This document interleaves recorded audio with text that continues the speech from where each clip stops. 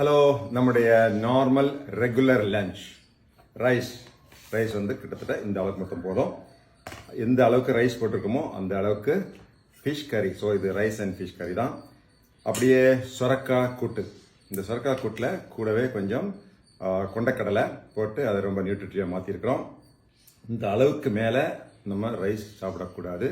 25 வயசுக்கு மேலே உள்ளவங்களுக்கு இதே போதுமானதாக இருக்குது.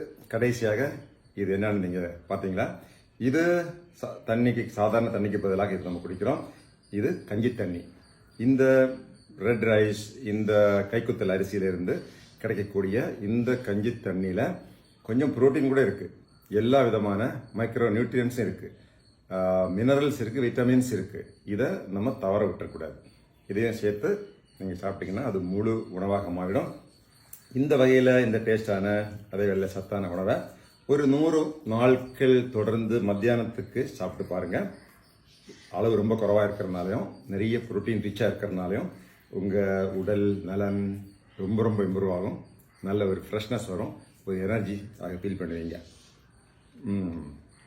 Very nice rice and fish.